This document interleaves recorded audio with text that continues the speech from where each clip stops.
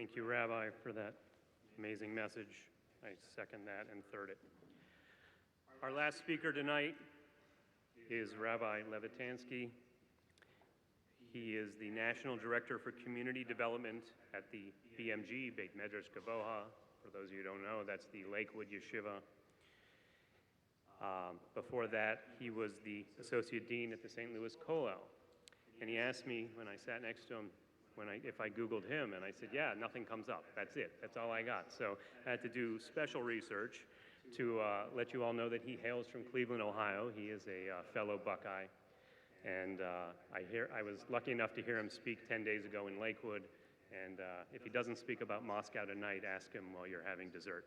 So without any more ado, please give your attention to Rabbi Levitansky.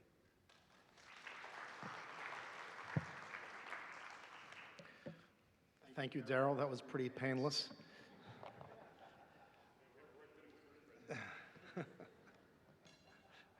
I just keep everything offline.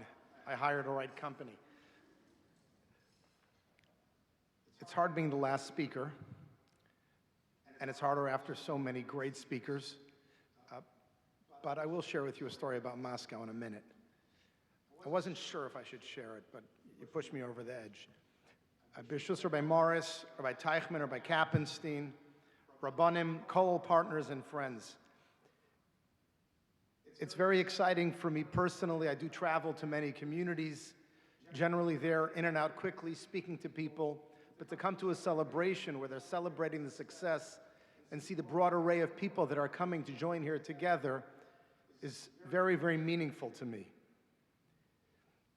Being here with Gary, who I see is not here right now, but he's one of the great Jewish people that feels a sense of responsibility for Jews across the country and across the world. You're blessed here in Columbus to have Rabbi Morris as your Rosh Kollel. Now, I'm involved with about 100 Kollelim across the country and the world, and Rabbi Morris is unique in that his engagement in learning, his passion for his Torah, it's as if he just left yeshiva last year, not 30 years ago. And when you speak to him, you see an individual with ehrlichkeit and integrity that's made him such a revered and respected Rosh Kollel in our community here and really across the Kollelim across the country. His partner, Rosh Chabur Rabbi Teichman, has brought new energy and new ideas to the Kollel, and in short time has built so many amazing relationships. And Rabbi Kappenstein, I just look around the room. I don't think I have to say much more. You know, I have the privilege of working with so many communities, and you really are blessed to have such an amazing Kollel here. Over 50 years ago, in 1970, the first community Kollel was built in Toronto. I don't know if Mr. Reichman, of blessed memory, who came up with the concept and approached the Lakewood Rosh Yeshiva, Reb Shneur Kotler Zatzal, and Reb Nosson Wachvogel, the Mashkiach Zatzal, with this concept, appreciated that they were starting a movement that would change the face of Jewish communities literally around the world. Today, the Columbus community joins 100 other Kollelim. And when I say Kollel, I refer to Kollelim that have at the core of their mission engagement of community and are anchors for their communities. And what's unique about this is that it's lay leader led. The communities that have Kollelim, they're brought in by the lay leaders who want more learning. Today, San Antonio, Texas, Orlando, Florida, Rochester, New York, Bay Harbor, Bell Harbor, Florida. I spent hours in the last 2 days with Cape Town, South Africa, the east side of Denver. Those are all communities that are building new Kollelim. We read in the Torah portion last week, Rabbi Zach mentioned Parshas Nitzavim. And Rashi shares a powerful medrash that has become more relevant and more meaningful over time. It's a strange way, says Rashi, to begin the Parsha. You're standing. We know the Jewish people were standing. They weren't sitting in bleachers in the desert. You're standing. What does that mean? So Rashi shares a medrash. The medrash tells us that the Jewish people had just finished hearing the 98 terrible consequences that would happen if we didn't prove ourselves to be faithful to Hashem and to the great mission that we have. And those 98 consequences delineated in the Torah are quite severe. And the Jewish people, horiku pneim, they turned green. They almost gave up. They said, we can't succeed. We're going to be destroyed and ripped apart. And Moshe Rabbeinu said to them, Atem nitzavim, you're standing proud. You've gone through so much. The traveling through the desert wasn't easy. Whether it was the golden calf or the spies or the complaints about food, whatever it was, Klal Yisrael was an imperfect people. And you're standing proud today. That's the way it's always going to be. So in a sense, Nitzavim is the message of the miracle of Jewish survival. And we today, thousands of years later, appreciate that so much more. Because the fact that we're here standing tall and proud as Jews, says Rabbi Yaakov Emden, is a greater miracle than the miracles that the Jewish people experienced in the Exodus from Egypt. So on the one hand, we're Nitzavim, we're standing proud, we've survived. On the other hand, we're celebrating a kollel. And what does a kollel represent? To me, a kollel represents the guarantee of our future. So if Nitzavim represents the miracle of our past, that engagement in Torah learning, which is actually what a kollel represents, is what guarantees our connection to growth, to Torah, to spirituality, to Hashem in the future. You asked for a story about Moscow. I have to share with you an amazing story that happened on one of our trips to the Moscow Kollel.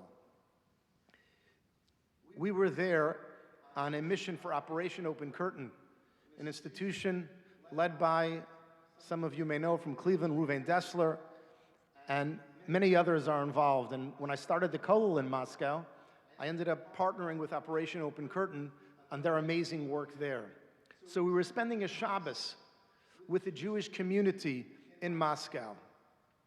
And at the Shabbos was the Rosh Hashiva of Lakewood, and those who were there last week saw Rabbi Yerucham Olshin. He was there. He was sitting at the table with us at the Shabbos lunch with 100, 150 community members. And there was another individual there. His name is Shlomo Ne'eman. Shlomo Ne'eman is a dear friend. He was helping us and assisting in building the community in Moscow. He had grown up in Russia, and today he is he's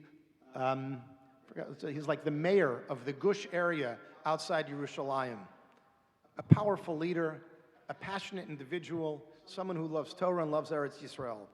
And he got up to speak. And he spoke passionately about Torah learning, about the growth of Judaism in Moscow.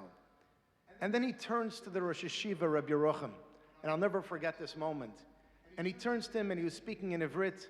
And he says, you probably think that starting the Kollel here in Moscow was a very good thing. You probably think that you did a great thing investing your time, your energy, your resources in building the Kollel here. He says, you're wrong. It's not a very good thing. And then he says, Bishvilenu, for us, ze chayim v'mavet, is the difference between life and death. And Rabbi Yerucham got up and gave him a kiss.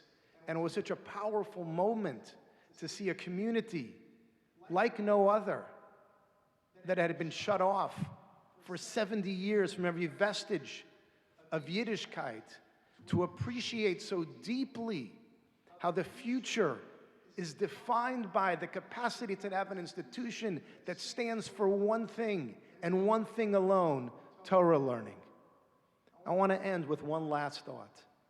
At the end of last week's parsha, it tells us, Lo b'shamayim hi. It's not found in the heavens. V'lo me'ever layam hi. It's not found on the other side of the ocean. Where is it found? Beficha u'bilvavcha. It's in your heart. It's in your mouth. It's in your capacity to do it. The Torah doesn't tell us what the it is. What's not in the heavens? Rashi explains it's the Torah. You don't have to climb to the heaven. You don't have to go over the ocean. Every Jew has it within his heart. My Rebbe, Reb Chaim Mintz, explains that people have excuses for not learning. One excuse, I'm not such a spiritual individual. Torah is for those that have cut themselves off from the physical pleasures. It's a spiritual experience. Me, I'm a regular guy. I like sports. I like a good steak. I like hanging out. I like a good vacation. I'm not really a powerfully spiritual person. Says the Torah, Lo ba shamayim hi. Torah is not only for those whose minds live in the heavens. And it's also not me'ever layam, over the ocean. Which ocean? The Yam HaTalmud, the depth. The ocean is so deep. Torah, that's for the intellectual. That's for the one who can appreciate the mystical messages of every letter in the Torah. That's for somebody who can study the Talmud on their own and understand it, can open up even an art scroll Talmud and learn it and be able to understand it deeply. I don't get all the deep stuff. I appreciate an idea. Lo me'ever layam. It's not only for the intellectual. Beficha ubilvavcha. It's for each and every Jew.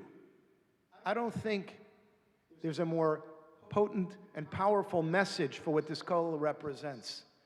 It represents the guarantee of our future. And it represents the message that there is no Jew that cannot have a connection to Torah. We're standing just a few days before Rosh Hashanah. We're all looking for merits. There is no greater merit we can accrue for ourselves than connecting to the kollel. Supporting it is great. And do that, and do more of that. But I'm talking about something else. Study there, learn there, grow there, engage there. And when they're blowing that shofar, and you're thinking in your mind, I'm committing myself to upgrade my engagement and learning. I'm committing myself to be more connected to those who study Torah. I'm committing myself to be more connected to the kollel. There's no question that Hashem will see that. And we should all be inscribed with a ksiva chasimatova and a good gebench diyar. Thank you.